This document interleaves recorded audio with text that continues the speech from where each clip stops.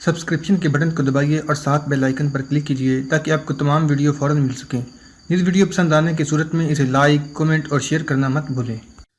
اس نے فوج کا بیشتر حصہ امین الملک اور تیمور ملک کے سپرد کیا اور اپنے پرانے جانثاروں کے طوفانی دستوں کے ساتھ آگے بڑھ کر چنگیز خان کی فوج کے ہراول کو شکست دی اور قریباً 5000 سپاہی تہتے کر دیے۔ جب چنگیز خان ہراول کے سالاروں کو لعنت و ملامت کر رہا تھا تو اس سے یہ خبر ملی کہ جلال الدین کے طوفانی دستوں نے پہاڑیوں کے عقب سے ایک لمبا چکر کاٹ کر عقبی دستوں پر حملہ کر دیا ہے اور رسد کا بہت سا سامان لوٹ لیا ہے۔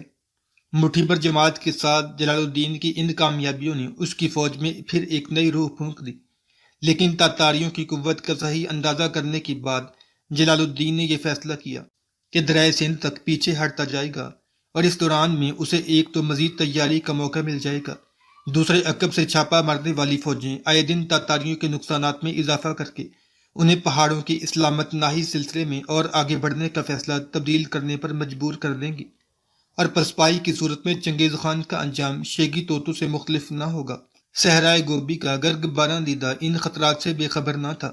اسے معلوم تھا کہ شیر خوارزم اسے اپنی خطرناک کچھار میں لا رہا ہے، لیکن آگے بڑھنے کی بجائے پیچھے ہٹنا زیادہ خطرناک سمجھتے ہوئے اس نے قدم قدم پر سخت ترین نقصانات کی پرواہ نہ کرتے ہوئے اپنی رفتار تیز کر دی۔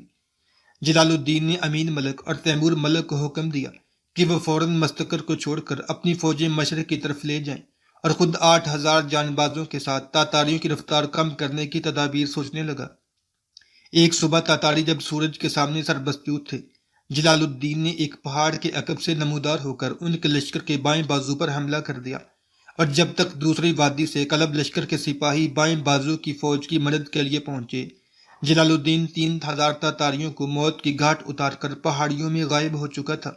چنگیز خان نے جلال الدین کا پیچھا کرنے کی بجائے ہراول دستوں کو امین اور تیمور ملک کی قیادت میں پیچھے ہٹنے والی فوج کا پیچھا کرنے کا حکم دیا اور باقی لشکر کی رفتار بھی تیز کر دی۔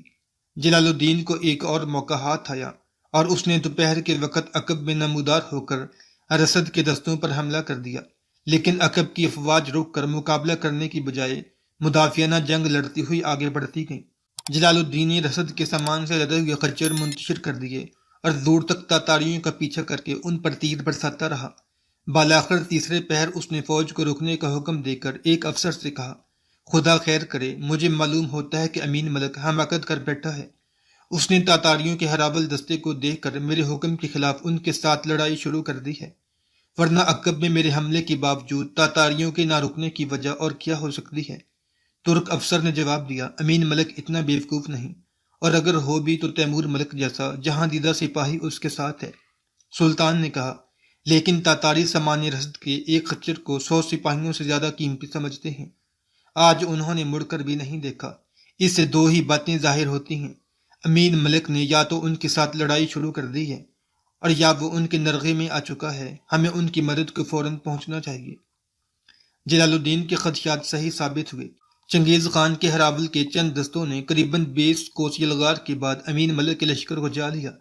امین ملک نے یہ سمجھ کر کہ ان کی تعداد بہت تھوڑی ہے اور پیچھے جلال الدین کے حملوں کی باعث چنگیز خان اتنی بڑی فوج کے ساتھ نہایت معمولی رفتار سے پیش قدمی کر رہا ہوگا، فوج کو ٹھہرنے کا حکم دے کر ان پر حملہ کرنا چاہا، لیکن تیمور ملک نے اس ارادے کی مخالفت کی اور اسے سمجھایا کہ ہراول کو اس قدر تیزی سے آگے بھیجنے سے چنگیز خان کا مقصد اس کے سوا کچھ نہیں ہو سکتا۔ ہمارے ساتھ لڑائی چھیڑ کر ہمیں تاتاریوں کے باقی لشکر کی آمد تک مصروف رکھا جائے۔ بہتر یہ ہوگا کہ آپ مجھے 2000 سواروں کے ساتھ ان دستوں سے نمٹنے کے لیے پیچھے چھوڑ دیں اور اپنی پسپائی جاری رکھیں۔ لیکن امین ملک نے یہ مشورہ قبول نہ کیا اور پیچھے مڑ کر تاتاریوں پر حملہ کر دیا۔ تاتاری تھوڑی دیر مقابلہ کرنے کے بعد بھاگ نکلے۔ امین ملک نے لشکر کو دوبارہ کوچ کرنے کا حکم دیتے ہوئے تیمور ملک سے کہا، دیکھا آپ نے، مجھے یقین تھا کہ یہ چنگیز خان کے ہراول دستے نہیں بلکہ کسی طرف سے کوئی اور گروہ اس طرف آ نکلا ہے۔ چنگیز خان کی فوج نے بڑی تیزی سے کام لیا ہوگا تو بھی ہم سے 10 کوس دور ہوگی۔ تیمور ملک نے جواب دیا، ہو سکتا ہے کہ آپ کا خیال صحیح ہو، لیکن ہمیں جلدی کرنی چاہیے۔ امین ملک نے لشکر کو کوچ کا حکم دیا، لیکن اچانک اسے قریباً 3000 تاتاری ایک پہاڑ سے وادی کی طرف اترتے ہوئے دکھائی دیے۔ اس دفعہ تیمور ملک نے اسے سختی سے روکنے کی کوشش کی، لیکن جس قدر تیمور ملک کے شکوک پختہ ہو چکے تھے اسی قدر امین ملک کا یہ یقین پختہ ہو چکا تھا کہ یہ مختصر سی فوج کسی اور طرف سے آ نکلی ہے اور اس کا چنگیز خان کی باقاعدہ فوج کے ساتھ کوئی تعلق نہیں، جو اس کے خیال کے مطابق ابھی کوسوں دور تھی۔ امین ملک نے تیمور ملک کے خدشات کو خاطر میں نہ لاتے ہوئے پھر تاتاریوں پر حملہ کر دیا اور چند لمحات کے اندر اندر انہیں روند ڈالا، لیکن ان کی تعداد کم ہونے کی بجائے بڑھتی گئی۔ پہاڑیوں سے ان کے نئے دستے جوک در جوک اتر کر وادی میں داخل ہونے لگے۔ قریباً ایک پہر لڑنے کے بعد امین ملک نے دیکھا کہ دشمن کے صفوں میں 10-12 ہزار سپاہی جمع ہو چکے ہیں، اور اس نے پریشان ہو کر تیمور ملک سے سوال کیا، اب ہمیں کیا کرنا چاہیے؟ تیمور ملک نے غصے سے اپنے ہونٹ کاٹتے ہوئے کہا، اب ہم کر ہی کیا سکتے ہیں؟ چنگیز خان کی ہراول کی تمام فوج اس وادی کے ارد گرد جمع ہو چکی ہے۔ آس پاس کی تمام پہاڑیوں سے انہیں مار بھگائے بغیر ہم آگے نہیں بڑھ سکتے۔ کاش آپ میرا مشورہ قبول کرتے، لیکن اب غلطیوں پر اظہار افسوس کا موقع نہیں، تلافی کا موقع ہے۔ تو اب رہنمائی کیجیے، مجھے اب ایک سپاہی سمجھیے۔ تیمور ملک نے امین کو 30,000 سپاہی دے کر آس پاس کی پہاڑیوں پر قبضہ کرنے کے لیے کہا، اور خود باقی فوج کے ساتھ وادی میں اترنے والی افواج کے مقابلے پر ڈٹ گیا۔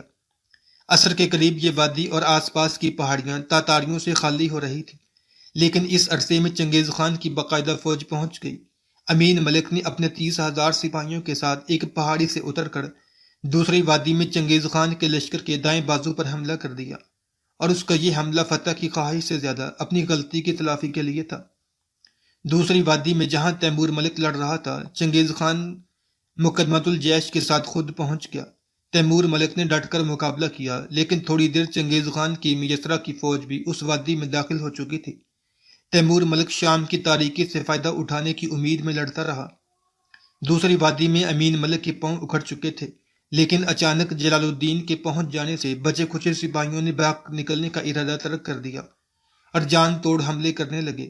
جلال الدین نے چند حملوں میں میدان صاف کر دیا اور امین ملک کے قریب جا کر سوال کیا، مجھے تمہاری حماقت کی سزا ملی ہے یا قدرت نے میری بدقسمتی میں اضافہ کرنے کے لیے تیمور ملک جیسے جہاندیدہ سپاہی کے دماغ میں بھی جنون کے آثار پیدا کر دیے ہیں؟ امین ملک نے ندامت سے سر جھکاتے ہوئے جواب دیا، یہ میرا قصور ہے۔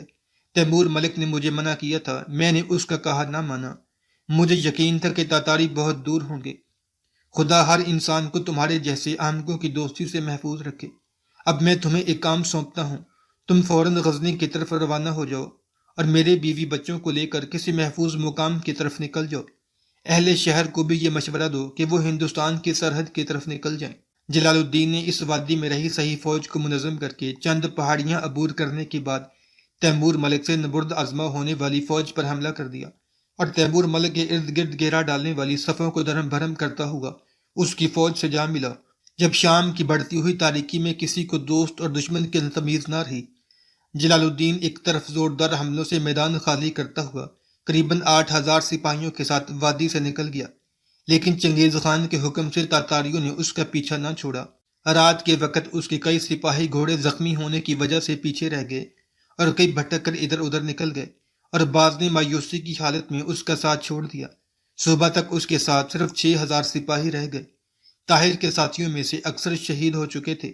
عبدالعزیز اور موسیٰ کو اس نے اپنی آنکھوں کے سامنے میدان میں گرتے دیکھا تھا۔ چند دن تک تاتاری سائے کی طرح جلال الدین کے پیچھے لگے رہے، یہاں تک کہ وہ لڑتا بڑھتا دریائے سندھ کے کنارے پر جا نکلا۔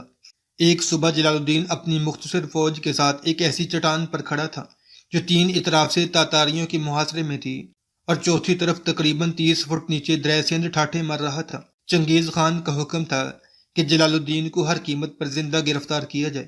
چٹان کے گرد جلال الدین کے بچے کھچے سپاہی اپنی جان کی بازی لگا چکے تھے۔ تاتاریوں کا گھیرا تنگ ہو رہا تھا۔ ان کی فوج سے ایک سوار جو شکل و صورت اور لباس سے ایک مسلمان عالم معلوم ہوتا تھا، سفید جھنڈا اٹھاتے ہوئے آگے بڑھا اور اس نے چٹان کے قریب پہنچ کر بلند آواز میں کہا، سلطان معظم، اگر آپ ہتھیار ڈال دیں تو خان اعظم آپ کی جان بخشی کا وعدہ کرتے ہیں۔ سلطان نے جواب دیا، اگر تمہارے ہاتھ میں سفید جھنڈا نہ ہوتا تو میں تمہاری بات کا جواب تیر سے دیتا۔ جاؤ اس ڈاکو سے کہو کہ میں ذلت کی زندگی پر عزت کی موت کو ترجیح دیتا ہوں۔ طاہر نے چنگیز خان کے الچی کو ایک ہی نگاہ میں پہچان لیا، یہ محلب بن داؤد تھا۔ چنگیز خان نے چند دستوں کو حملے کا حکم دیا۔ جلال الدین کے سپاہیوں کے تیروں اور پتھروں کی بارش سے چٹان کے نیچے تاتاریوں کی لاشوں کے ڈھیر لگ گئے۔ چنگیز خان نے یہ دیکھ کر زیادہ سپاہی بھیج دیے۔ جلال الدین کے سپاہی ایک ایک کر کے کٹنے لگے۔ وہ پیچھے ہٹتے ہٹتے چٹان کے آخری سرے تک جا پہنچے۔ قدرت نے ہمیں آگے اور پانی میں سے ایک شے منتخب کرنے پر مجبور کر دیا ہے، تمہاری رائے کیا ہے؟ تیمور ملک نے جواب دیا، مجھے یقین ہے کہ پانی کی لہریں آگ کے شعلوں کی طرح بے رحم ثابت نہیں ہوں گی۔ بہت اچھا، میں رہنمائی کرتا ہوں، تم سپاہیوں کو تیار ہونے کا حکم دو۔ سلطان نے بھاری زرہ اتار کر پھینک دی، گھوڑے کو آگے بڑھایا اور ایک لمحہ خوفناک لہروں کو دیکھنے کے بعد ایڑ لگا دی۔ تیمور ملک نے چند آدمیوں کے سوا باقی سپاہیوں کو دریا میں کودنے کا حکم دیا۔ جب اپنی باری آئی تو تیمور ملک کی نگاہ طاہر پر جا پڑی۔ وہ چند قدم کے فاصلے پر گھوڑے کی گردن پر سر ٹیکے ہوئے تھا۔ اس کی زرہ میں چند تیر لگے ہوئے تھے اور اس کا وفادار نوکر زید نیزے کے ساتھ دو تاتاریوں کو روکنے کی کوشش کر رہا تھا۔ تیمور ملک گھوڑا بڑھا کر آگے بڑھا اور تاتاریوں میں سے ایک کی گردن اڑا دی۔ دوسرے تاتاری کو زید گرا چکا تھا۔ اتنی دیر میں چند اور تاتاری پہنچ گئے۔ تیمور ملک نے طاہر کو کھینچ کر اپنے گھوڑے پر ڈالتے ہوئے زید اور باقی سپاہیوں کو دریا میں کودنے کا حکم دیا اور خود بھی اپنے گھوڑے کو چٹان کے سرے پر لے جا کر ایڑ لگا دی۔ عبد الملک دریا کے کنارے تذبذب کی حالت میں کھڑا تھا، لیکن جب طاہر کو تیمور کی حفاظت میں دیکھا تو اس نے بھی چھلانگ لگا دی۔ چنگیز خان نے خوارزم شاہ کو زندہ پکڑنے کی نیت سے اپنے سپاہیوں کی معمولی تعداد چٹان پر حملہ کرنے کے لیے روانہ کی۔ جب تاتاری چٹان کے اوپر کھڑے ہو کر دریا کی طرف اشارہ کر کے چلانے لگے تو وہ بھاگتا ہوا چٹان پر چڑھا۔ جلال الدین کے اکثر ساتھی تاتاریوں کے تیروں اور بعض دریا کی تند تیز موجوں کا شکار ہو چکے تھے، لیکن جلال الدین تیروں کی زد سے دور جا چکا تھا۔ وہ دوسرے کنارے پہنچ کر ایک ٹیلے پر چڑھا اور اطمینان کے ساتھ بیٹھ گیا۔ چنگیز خان نے اپنے بیٹوں اور سرداروں سے مخاطب ہو کر کہا، خوش نصیب ہے وہ باپ جس کا بیٹا جلال الدین جیسا ہو، اور مبارک ہے وہ مائیں جو ایسے شیروں کو دودھ پلاتی ہیں۔ چنگیز خان کے بعض سپاہیوں نے جلال الدین کے تعاقب میں دریا عبور کرنے کی اجازت طلب کی، لیکن اس نے کہا، یہ دریا ترکستان کے چھوٹے چھوٹے دریاؤں سے مختلف ہے اور دشمن کے ترکش تیروں سے خالی نہیں۔ تیمور ملک نے طاہر کو دریا کے کنارے لٹا کر اس کی زرہ کھولی، زخموں پر پٹیاں باندھی اور کہا، طاہر اب تمہاری طبیعت کیسی ہے؟ اس نے اٹھ کر بیٹھتے ہوئے جواب دیا، میں بالکل ٹھیک ہوں۔ مجھے صبح سے پانی پینے کا موقع نہیں ملا تھا، اس لیے بھوک اور پیاس کی وجہ سے چکر آ گیا تھا، اور دریا میں ٹھنڈا پانی میں نے جی بھر کر پیا ہے۔ قریباً 700 سپاہی دریا عبور کر کے جلال الدین سے جا ملے۔ سلطان نے ارد گرد کی بستیوں پر قبضہ کر کے سامان رسد اور چند گھوڑے فراہم کیے اور کوہستان نمک کے آس پاس ایک چھوٹے سے علاقے پر قبضہ کر لیا۔ چند دنوں میں اس کی فوج کے منتشر سپاہیوں کی چند اور ٹولیاں بھی اس سے آ ملی۔ چنگیز خان نے چند کوس نیچے جا کر کشتیاں فراہم کی اور ایک تجربہ کار جرنیل کو اپنے بہترین سواروں کو فوج دے کر دریا پر پار پہنچا دیا۔ جلال الدین نے مایوسی کی حالت میں دلی کا رخ کیا۔ تاتاری ہندوستان کی ناقابل برداشت گرمی میں دور تک اس کا پیچھا نہ کر سکے تو ملتان، لاہور اور شاہپور کے علاقوں میں لوٹ مار کر کے واپس چلے گئے۔ واپسی پر پشاور کو تباہ و ویران کرنے کے بعد چنگیز خان نے سمرقند کا رخ کیا۔ افغانستان کے تباہ شدہ علاقوں میں سے دوبارہ گزرتے ہوئے اس نے رہے سہے ان تمام مردوں کو جو اس کے ہاتھ لگے قتل کروا دیا اور بے شمار عورتوں کو اپنے ساتھ لے گیا۔ دریا سندھ کے کنارے سے لے کر بحیرہ خزر تک تمام اسلامی ممالک پر تاتاریوں کا تسلط ہو چکا تھا۔ افغانستان سے انتقام لینے کے بعد چنگیز خان کو اطمینان ہو چکا تھا کہ اب مسلمانوں میں سر اٹھانے کی ہمت نہیں۔ صرف جلال الدین ایک ایسا دشمن تھا جسے وہ تمام دنیا سے زیادہ خطرناک سمجھتا تھا، لیکن اس کے پاس کوئی ملک تھا نہ کوئی فوج۔ عالمی اسلام کی مدافعت کا آخری قلعہ مسمار ہو چکا تھا۔ پشاور کے قریب تاتاریوں کے ہاتھوں اس کے بچے اور بیوی جو امین کی حفاظت میں تھے قتل ہو چکے تھے۔ تخشی خاندان کا وہ آخری چشم و چراغ جس کی مملکت چند برس کے بل کوہ البرز سے لے کر سندھ کے ساحل تک پھیلی ہوئی تھی، ایک بے خانمہ مسافر اور ایک بن بلائے مہمان کی حیثیت میں دلی کے حکمران سلطان شمس الدین التمش کی مملکت میں پناہ ڈھونڈ رہا تھا، لیکن اسے خیر مقدم کی امید نہ تھی۔ جلال الدین نے دلی سے چند منازل کے فاصلے پر پڑاؤ ڈال کر اپنے ایک تجربہ کار مشیر عین الملک اور طاہر بن یوسف کی رہنمائی میں سلطان شمس الدین التمش کی طرف ایک وفد روانہ کیا۔ عین الملک اور اس کے ساتھیوں کو شاہی مہمان خانے میں ٹھہرایا گیا۔ سلطان التمش نے ان کے ساتھ 3 ملاقاتوں کے بعد انہیں چند دنوں تک جواب دینے کا وعدہ کیا۔ اپنے تمام مشیروں اور فوجی افسروں سے صلاح مشورہ کرنے کے بعد سلطان نے ایک دن ارکان وفد میں سے طاہر بن یوسف کو علیحدہ ملاقات کی دعوت دی اور ایک طویل گفتگو کے بعد کہا، ہم جلال الدین کی مدد سے انکار نہیں کر سکتے، لیکن ہماری مجبوریاں آپ سے پوشیدہ نہیں۔ ہمارے پاس چنگیز خان کا پیغام پہنچ گیا ہے۔ اس نے لکھا ہے کہ اگر ہم نے سلطان جلال الدین کو پناہ دی یا اس کے ساتھ تاتاریوں کے خلاف کوئی معاہدہ کیا تو وہ ہندوستان پر حملہ کر دے گا۔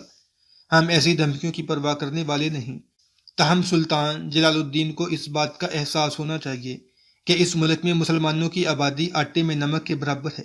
اگر تاتاری یہاں گھس آئے تو خطرے کے وقت شاید یہاں کی دوسری اقوام ہمارا ساتھ دینے کی بجائے ان کے ساتھ جا ملیں۔ ہمیں چند ہندو راجاؤں نے یقین دلایا ہے کہ تاتاریوں کے حملے کی صورت میں وہ اپنے گھروں کی حفاظت کے لیے ہمارا ساتھ دیں گے، لیکن اگر چنگیز خان نے انہیں یہ پیغام بھیج دیا کہ اس کا مقصد صرف جلال الدین کو گرفتار کرنا ہے تو وہ یقیناً ہم سے یہ مطالبہ کریں گے کہ ہم اس مہمان کو پناہ دے کر ہندوستان کی تباہی کا موجب نہ بنیں۔ اگر ہمارے پاس زیادہ افواج ہوتی تو ہم آدھے لشکر کے ساتھ جلال الدین کے جھنڈے تلے ہندوستان سے باہر نکل کر تاتاریوں کا مقابلہ کرتے اور آدھا لشکر ہندوستان کی حفاظت کے لیے چھوڑ دیتے، لیکن یہاں معاملہ برعکس ہے۔ پچھلے دنوں تاتاریوں نے چند دستے در سندھ عبور کرنے کے بعد لاہور اور ملتان تک لوٹ مار کر گئے تھے، اور ہمیں ان کی پیش قدمی روکنے سے زیادہ اس بات کی فکر تھی کہ کہیں ہماری غیر مسلم رعایا باقی نہ ہو جائے۔ عین الملک نے ہمیں تانا دیا ہے کہ ہم تاتاریوں سے خوفزدہ ہیں۔ ہم اس بات کا جواب دوسروں کے سامنے نہیں دے سکتے، لیکن ہم آپ سے کہتے ہیں کہ تاتاریوں سے خوف کھانے کی وجہ یہ نہیں کہ ہم بزدل ہیں، اس کی وجہ صرف یہ ہے کہ ہم اپنی رعیت سے مطمئن نہیں۔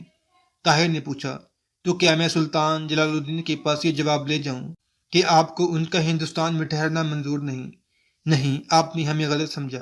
اگر ہماری طرف سے سلطان جلال الدین کے مکتوب پر کوئی جواب ہو سکتا ہے تو وہ یہ کہ ہم نے اپنے ایک مصیبت زدہ بھائی کے لیے اپنے خون تک بہانے کے لیے تیار ہیں، لیکن موجودہ حالات میں ان کی اعانت کی صرف ایک صورت ہے، اور وہ یہ کہ ہم اس سلطنت کی حفاظت کی تمام ذمہ داریوں سے سبکدوش ہو کر اپنی ساری فوج سلطان کے حوالے کر دیں اور تاتاریوں کے ساتھ فیصلہ کن جنگ ہندوستان کی بجائے کسی ایسے ملک میں لڑی جائے جس کی عوام ہمارے ساتھ ہوں، اور ہمیں یہ خدشہ نہ ہو کہ کوئی پیچھے سے ہمیں چھرا گھونپ دے گا۔